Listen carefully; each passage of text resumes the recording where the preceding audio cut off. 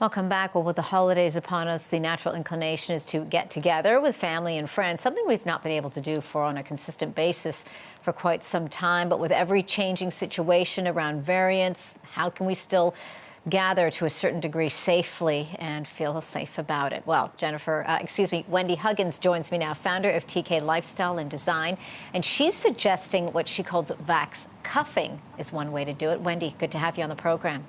Thank you for having me, Angie. So explain to our viewers, some of them that might not understand what vax cuffing is. Well, vax cuffing is a term that I coined that refers to people who are minimizing their social circle to only include or cuff with people who share their vaccination status.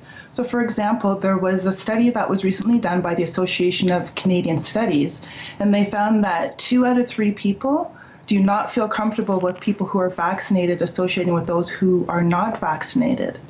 So we do see that people are choosing to navigate the COVID risks by selecting who they celebrate the holidays with. We've now got this other element into all of this, the Omicron variant. What do you suggest then with what we're referring to as, and what health experts are saying, a more transmissible variant with this virus? So how can people still, if they want to get together, I guess, within that cuffing cohort, if you will, and still feel safe? Yes. Well, the important thing is with vax cuffing is you need to have the conversations. You need to have conversations with friends and families or anyone who you plan to spend the holidays with and talk about your safety areas and your risk factors. You know, it's important to find out not only who's in your social bubble, but who is in their social bubble. Because part of the anxiety, Angie, with the holidays is that we have families who have mixed vaccination status within their same household. So knowing that you're interacting with one person, you may be interacting with them who are then interacting with people of mixed vaccination status.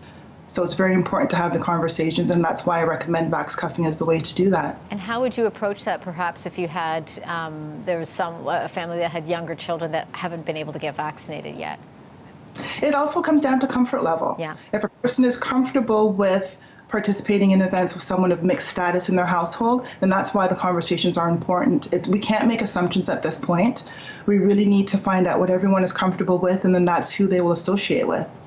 How does this help with, and you mentioned anxiety there in your previous answer, how does this help with one's mental health? We are social beings. We want to be able to have the interaction beyond the screen, which is something so many of us have been doing for quite some time until we were allowed to have some level of social gathering. But what about the mental health aspect to all of this? Yes, well, that's just it, Angie. With vax cuffing, because now we've had the conversations, we're able to meet in person with other people. You know, we can let go of Zoom fatigue now. We're able to participate with people, and that has a positive impact on our mental health.